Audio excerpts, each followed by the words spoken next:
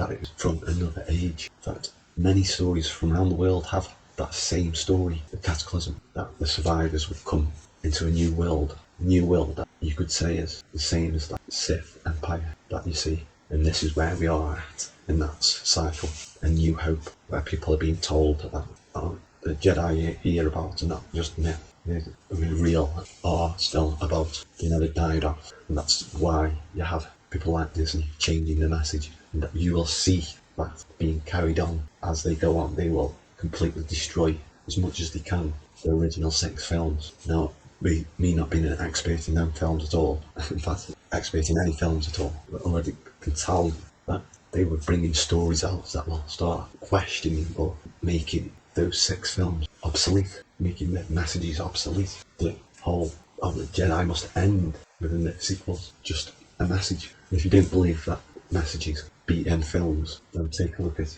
Avengers, the Affinity Wars, where you have the villain who is not a normal evil villain with reckless, but he is rational and has purpose. And what is that purpose? To reduce the population so there is more.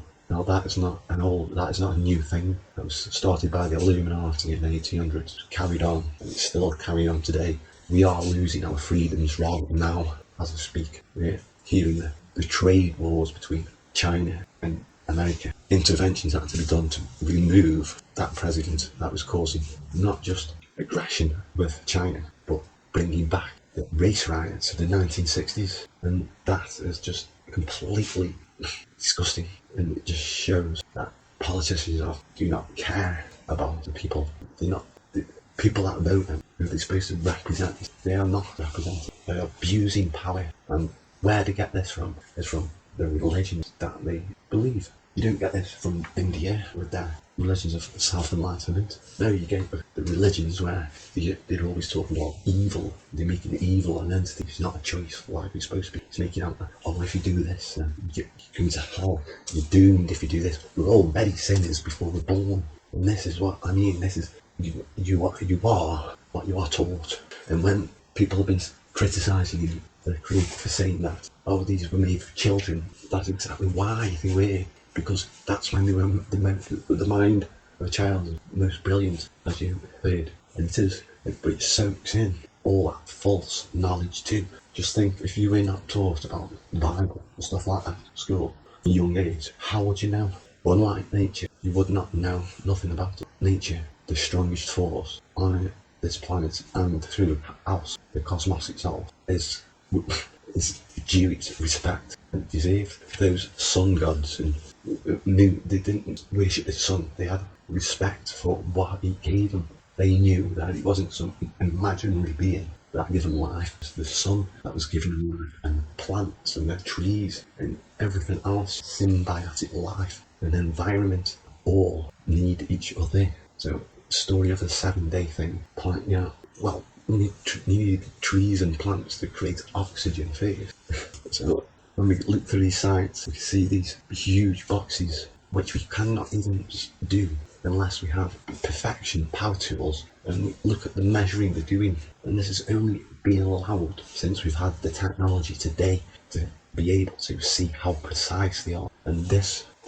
underneath the pyramid is opened recently, but we had access to it before, as you see from these pictures, before they put in the lights. And that's what I'm saying, that even before there was no soot within, there was no what you'd expect of torch, same as in the pyramids. And this from Dandara, which is known to be one of the mystery schools of Egypt, where the only initiated people would go, would learn from the inscription, the reliefs on the walls. And you can see here what it's trying to say, and you can see how people have took it in a literal meaning. Even though this is just an independent research, you can see how he has learned the Commission or the chematology himself, because he knows these things are not what mainstream science says they are. And with that, Lucas seems to have been pointing to these places for years, not just in Star Wars, but within other programs. I mean, obviously here, when I show you this picture, you know this picture, and you just look here, you know this picture, you know where it's from, you know what it's supposed to be. It's